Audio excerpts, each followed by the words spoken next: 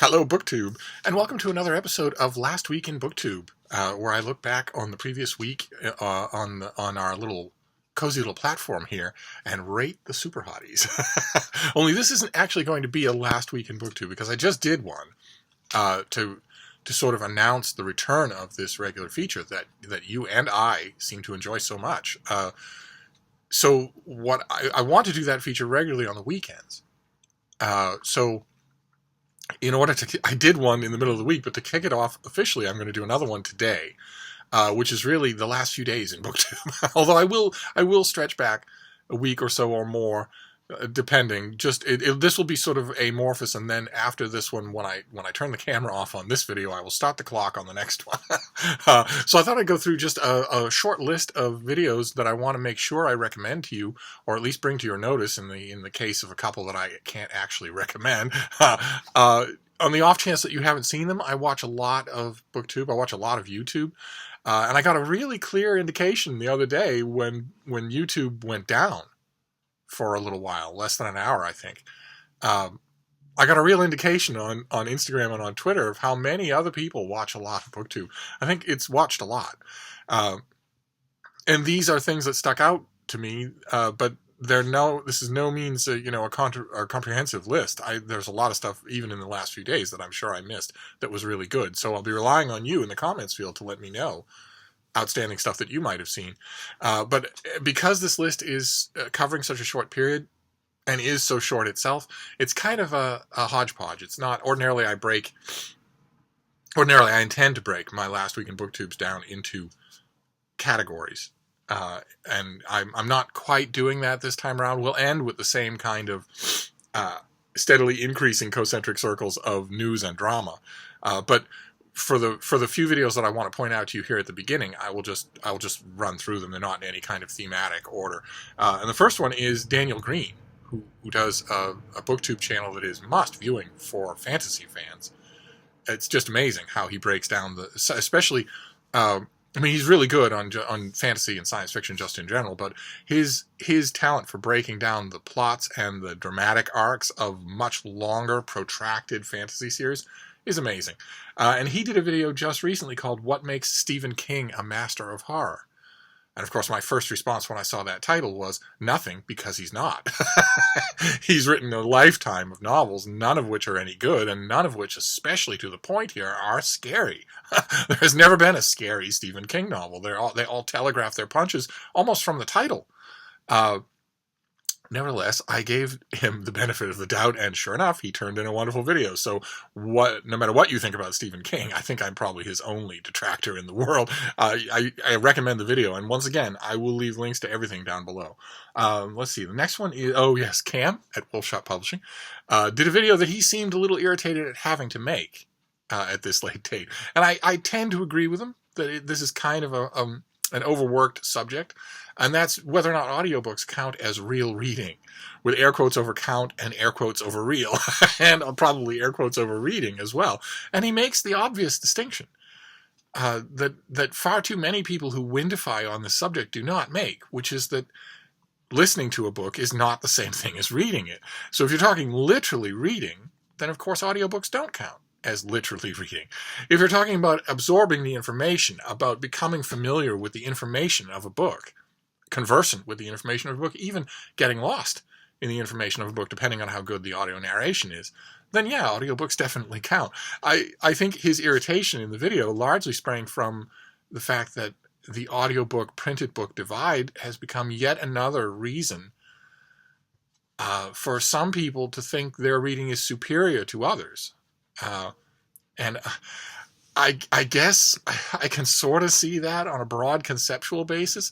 I myself am not a fan of audiobooks for a couple of reasons, but mainly to do with the fact that they limit your reading experience. They infinitely broaden your reading experience. If, for instance, you can't see, if you're not sighted, or if your eyesight isn't reliable enough, or if, for instance, you don't have a huge amount of sit-down reading time, but you do have a large amount of how shall we say, unoccupied intellectual time. If, for instance, you have a long commute, but you get a little motion sickness if you try to read on any kind of commute, or if you have a job that requires you to be at a desk and do mindless drone work, thereby opening up hours and hours of time for listening to audiobooks. Okay, fine. Then in those cases, audiobooks broaden the amount of books you become exposed to. But I'm not a big fan of them because they limit that exposure as well. Because all of a sudden, the reading experience that you're supposed to supply, the dramatic pacing, the speech cadence of all of the characters, all of that stuff is provided for you, and there's nothing you can do about it. Whereas if you don't have someone reading their version of the book in your ear, you can decide what the characters sound like and how they say the lines they say, and even how the broader non-character narration sounds, so to speak. So I always prefer printed books. The one-on-one, the traditional idea of reading, which is a silent mind-to-mind communication between you and someone else who may be long dead, but one way or another. As far as I'm concerned, the main yardstick of what counts as real reading is enjoyment, and so Cam's points were extremely well taken. Next up on the list here is Jenna Moreci. She's an AuthorTube author. Not the last time AuthorTube will crop up on this list.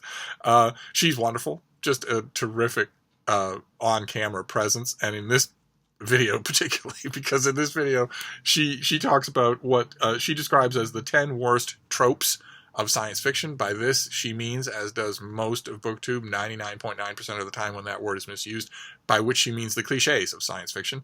And she hits the 10 best ones. And not only does she do that, but she comes on camera in this video in a full classic Star Trek outfit, including plastic Vulcan ears. You can't beat that for nerdish dedication. And the 10 cliches that she brings up will certainly get you thinking. So I highly recommend the video. Next one is The Bookchemist. Well, this is the installment number 3 of his Gravity's Rainbow read-along, his epic Gravity's Rainbow read-along, in which he raises the specter of something that I have encountered many times in people that I have urged to read Gravity's Rainbow, which is a phenomenon called pension fatigue, where the manic, omnipresent, never shut uppingness of the prose just sort of starts to wear you down. It happens in all of Pynchon. It happens in, I think, his best novels most. So Gravity's Rainbow, Mason and Dixon, my beloved Mason and Dixon, Against the Day is almost entirely composed of pension fatigue. And you have to work your way through it.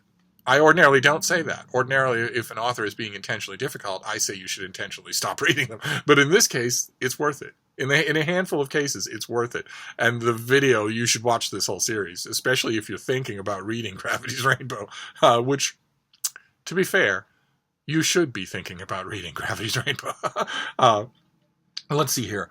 In terms of AuthorTube, we'll go back to AuthorTube for just a minute. Natalia Leigh did a wonderful video on 9 reasons to participate in NaNoWriMo, which is right around the corner. NaNoWriMo is in November. It's the whole month of November, in which thousands and thousands of people all over the world get together to write the beginning of a novel in the month of November, 50,000 words. And there's a whole community, there's a website, there are all sorts of groups, there are write-ins where you're encouraged to bring your pillow, your pajamas, your hot chocolate, and just write with everybody else. There are all sorts of, it has grown enormously in the years since it started. And a lot of her points, they're made in many videos. You can spend a very blissful 2 hours on YouTube just looking up NaNoWriMo videos. Just type in NaNoWriMo 2018, and I'm sure you will get hundreds of videos. And it's wonderful. It's wonderful. All these people getting together and nattering about what writing means to them. And one of the points that she makes, all her points are really good. One of the points she makes, I want to stress, I will be making NaNoWriMo videos of my own in 2018, but I want to stress one of her points, which is that 50,000 words is a huge chunk of a novel, or in some cases, like smaller YA novels, or, a very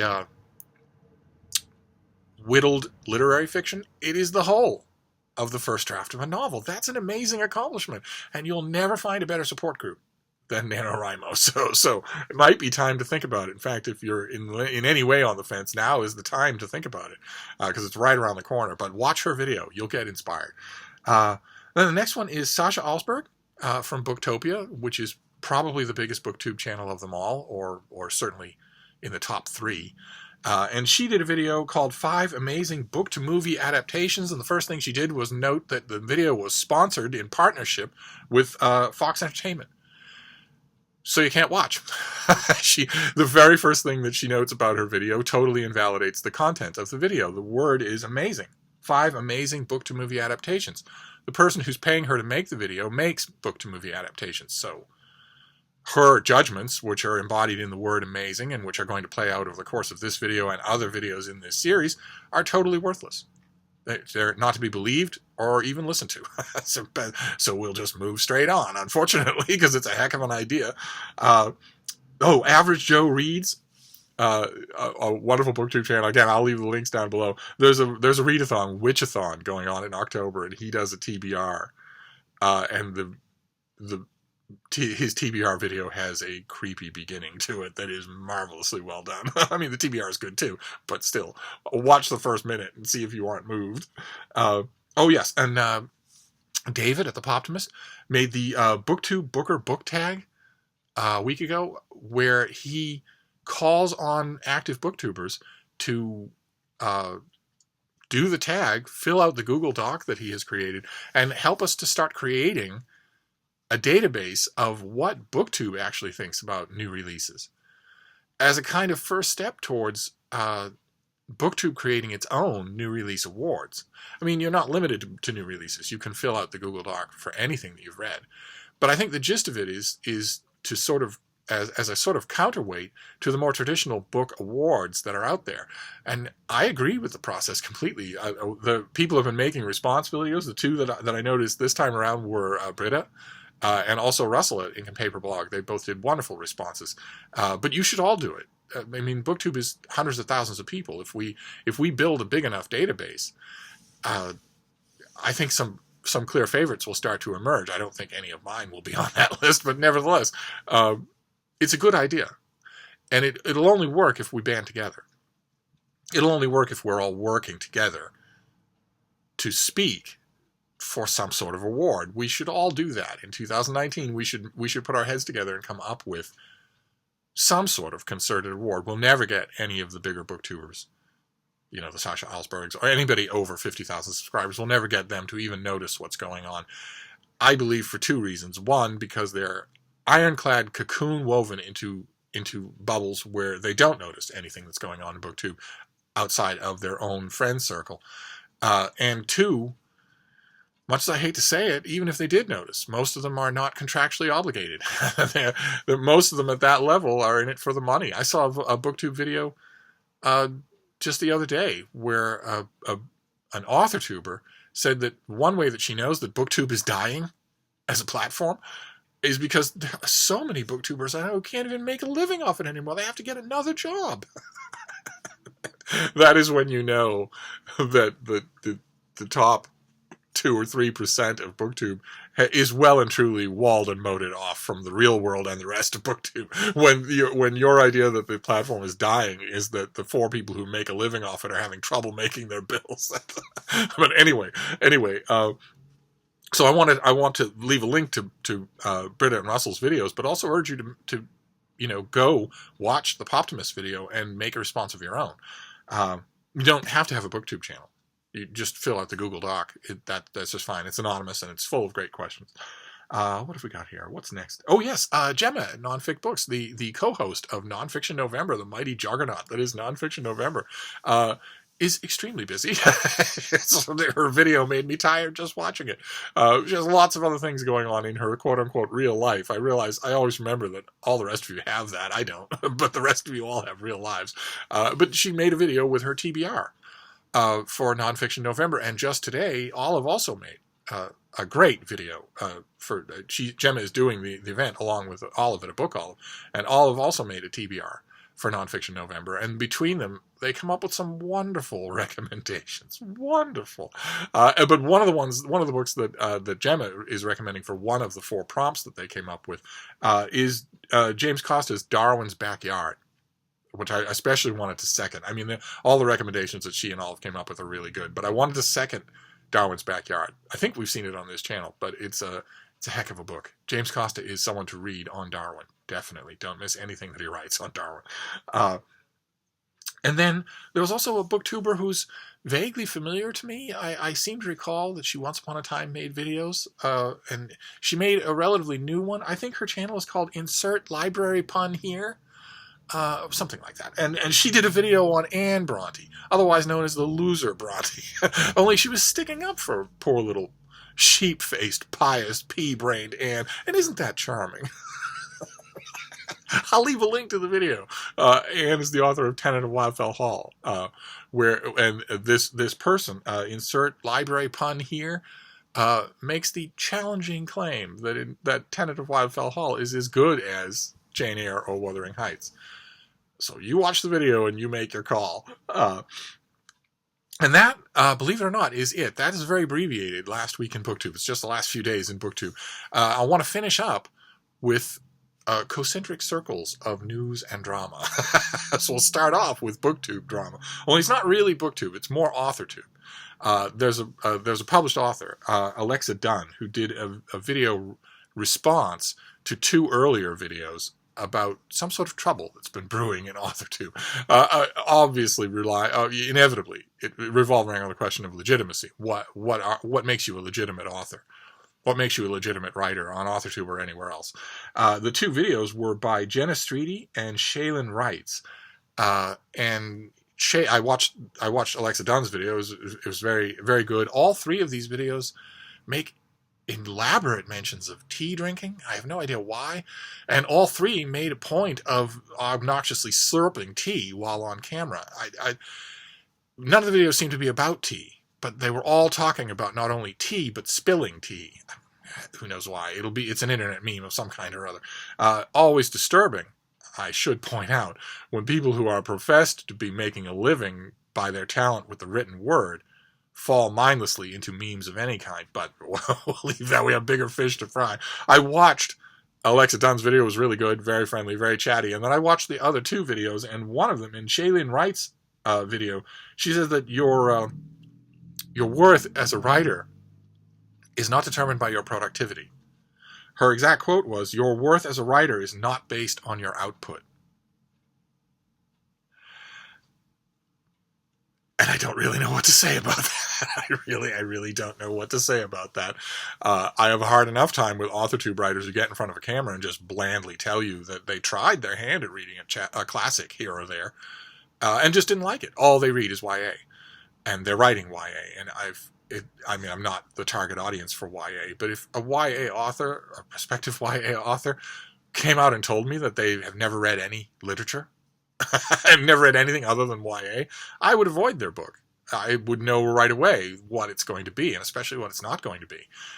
But I don't know how to respond to someone who makes a video talking many times. The red flag words were all over Shaylin Wright's video. Many times the concept of self-harm comes up. Self-harm is dropping off the Washington Bridge into traffic, okay? Self-harm is not anything other than that. Self-harm is not anything before that. Self-harm is jumping off the Washington Bridge into traffic. I really wish that in 2019 we could all make a concerted communal decision to toughen up just a bit instead of institutionalizing all of this vocabulary of reflexive victimhood and delicacy. In the privacy of your own home with a yellow legal pad and a pen, you cannot commit self-harm. So let's just drop that phrase, okay? Because the people who are out there contemplating actual self-harm. Anyway, I don't know what to do with your worth as a writer is not based on your output. I don't know what that is. I don't know what possible alternative there could be to a statement like that other than saying your worth as a writer is determined by your intentions.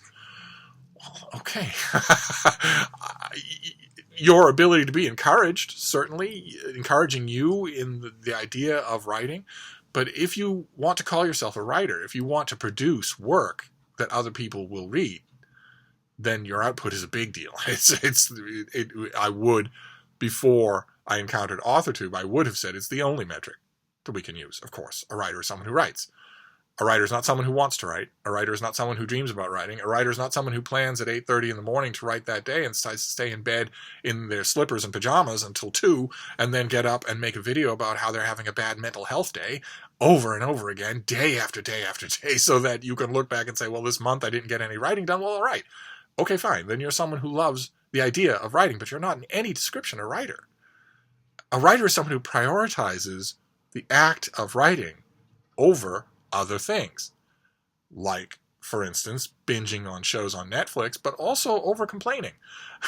And if you know anything about literary history, you'll know that the list of writers who wrote against enormous odds is pretty long. So I don't. Oh, hello. Was I ranting? Are you trying to calm me down? Hello. Okay, I'll calm down. It's pretty nice to have a little rant speed bump. All right, so we'll get off that subject. That was the that was the drama of BookTube and AuthorTube. And then we'll move out. We'll move out in a concentric circle to YouTube in general. And the ongoing drama on YouTube in general that is just certainly the biggest thing, the loudest thing, is all revolving around the long... I have to use the word documentary. Everyone's using the word documentary to describe this thing, so I will too, not only because everyone's using it, but because I don't think a word that accurately describes it has been coined yet. So we'll just use the word documentary in heavy, shrieking, siren-blaring air quotes, the long documentary that Shane Dawson did about Jake Paul. In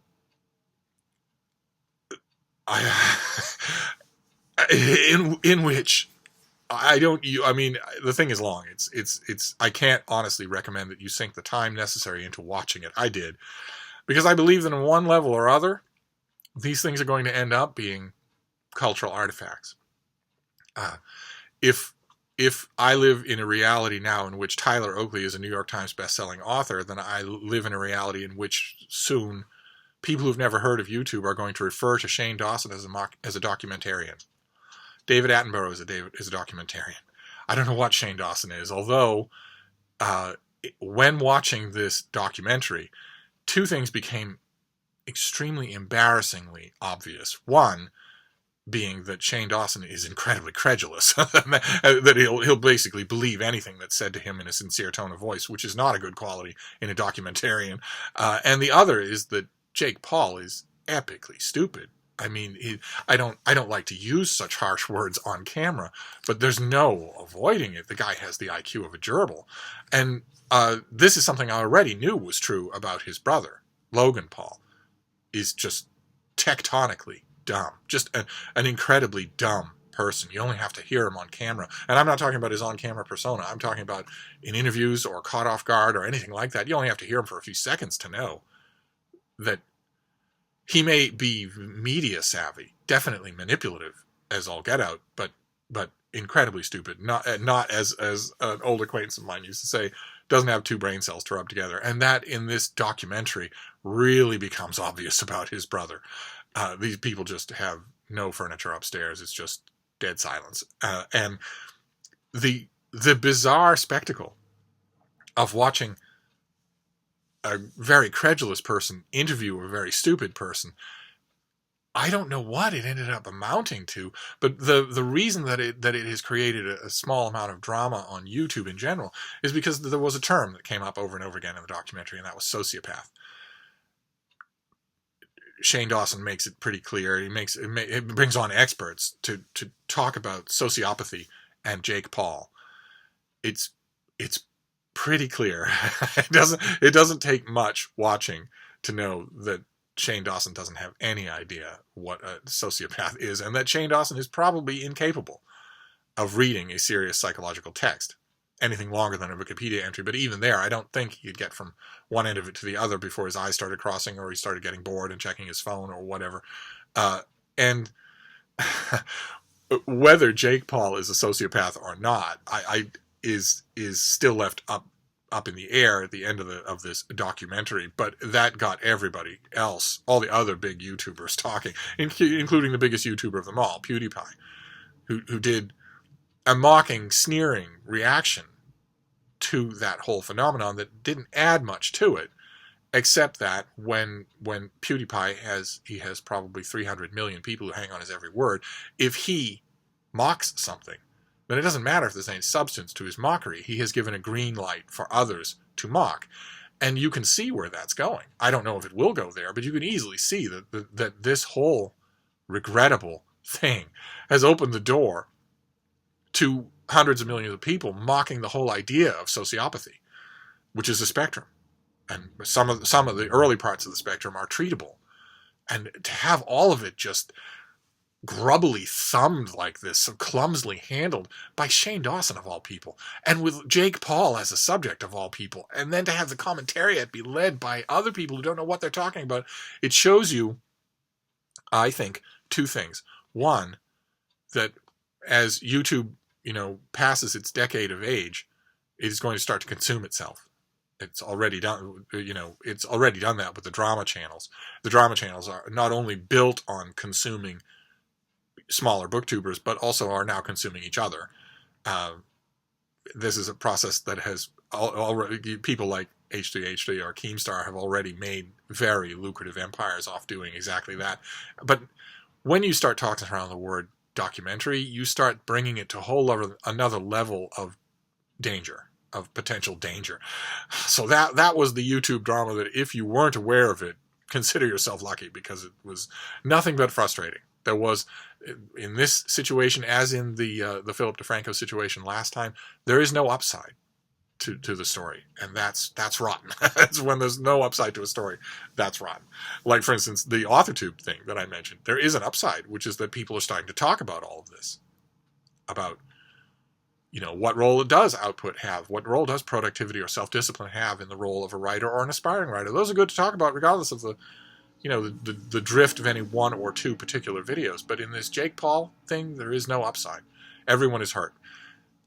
Same thing with the travesty that his brother did in encountering a suicide victim in a Japanese forest and monetizing it. Just the two of them together are just a blight. And it turns out that their celebrity culture has wide ramifications, because I think it's pretty clear that Shane Dawson went into the whole thing starry-eyed to begin with. There's no upside, so I'm going to finish with an upside. We'll go even one concentric ring out to world news, and we'll end with something happy. And the happy news is the launch from French Guiana of Bepi Colombo, a joint space expedition by the European Space Agency and the Japanese Space Agency to send a big garage-sized orbiter, a probe, to the planet Mercury. the innermost planet in our solar system, a planet that is blasted by uninhibited solar radiation, but that is also home to some of the coldest places in the solar system. The deep wells on the dark side of Mercury are bitterly, bitterly cold. Mercury's surface can range wildly in temperatures from 700, 800 degrees Fahrenheit way down into minus 400 degrees Fahrenheit. So at the peak of daylight, the surface of Mercury is literally as hot as the inside of a baking oven. But the colder parts of it are as cold as anything you'll find anywhere in the solar system. That is weird. That is strange. And we don't know much about Mercury. There have only been two previous expeditions there. In the 70s, there was the Mariner. The Mariner probe, Mariner 10, was launched, and it didn't give us much information, but some. And then in the early 2000s, in the first part of this century, another probe was sent. What was it called? The Messenger probe, which orbited Mercury for a while, and finally, when its fuel ran out, crashed on the surface of Mercury in 2015. Very interesting to see what those ruins would be like if we could. It'll never be possible for a human being to stand there in front of the Messenger probe and... Oh, what are you doing? No, Frida, no. Ugh. Leave it be. I'll put you on camera so everybody can see you, but you can't chew on my gloves. Anyway, a human couldn't stand there, but one of these human-like robots, legs, arms, head, human-coordinated movement, one of those things that are now so creepy to watch on video, one of those could certainly do it. And I'm wondering what being on Mercury for 10 years. It'll be 10 years because the Bepi Colombo mission will settle into orbit around Mercury in 2025. So were those earlier missions be like? What's left of them? And is anything alive on them? We don't know. Probably life of no kind can exist on Mercury, but you never know. Life is awful tenacious, and bounce back images, deep energy probes of Mercury hint that there is frozen water. Believe it or not, on a planet that hurtles around the sun, it's a speck of dirt hurtling around the sun. 88 days to make its circumference around the sun. That's incredibly fast. And that speed and the angular momentum and also the enormous gravitational pull of the sun when you get that close explains why, if you were to plot the trajectory of the Bepi Colombo, it explains why it's doing loop-de-loop slingshot orbits around Earth and Venus and Mercury itself. And believe it or not, the main reason for those is to slow the probe down, to break it against the pull of the sun. Otherwise, it would hurtle right past Mercury and be consumed. But I think it's fascinating. I think it's just fascinating that this thing is going to be generating information for 7 years. It's going to be generating new information, not just about Mercury, of course. Anytime you get a new probe to do a close flyby of Venus, for instance, you're going to learn things. And then it will settle into orbit around Mercury, where human orbits will almost certainly never go, and study this planet. What is it like? What is its geothermal composition? What can we tell about its soil? What can we tell about its fugitive little wisps of atmosphere? Oh, fascinating. Absolutely fascinating. Of course, as an old NASA geek, I would much have preferred if this were an American mission, but I will take any space mission that I can picture an alien spacecraft in the asteroid belt, watching the inner solar system and seeing this probe launch from Earth and being able to tell from its trajectory that it's headed towards Mercury, and being able to tell from scanning it that it's not a weapon of war, it's not a weapon of colonization, it doesn't have any interest in mining. It's purely inquisitive. It's humans wanting to know. That's all. Wanting to reach out and know. That is just so wonderful. But anyway, that's it for last week in BookTube, which was really the last few days in BookTube. And I want to end with something that isn't BookTube or YouTube at all, other than it's just housed on YouTube, so you can go and watch it. I want to make a non-bookish recommendation, and that is a recording of a little YouTube clip of Hilary Hahn doing Sonata for Violin No. 1 by Johann Sebastian Bach. I will leave a link to it down below, and I want to stress that no matter what kind of week you're coming off, and no matter what kind of week you're heading into when Monday starts, you owe it to yourself. It's less than 4 minutes long, and it is as steely and beautiful as anything ever created by a human being, and it's performed beautifully. You owe it to yourself to just close your eyes, hit play, close your eyes, and just let that music unfurl inside you, and take a deep breath. And then I'll be back to yelling at you tomorrow. So that's it for last week in BookTube, and I'll wrap this up for now, but I'll see you soon. Thank you, BookTube.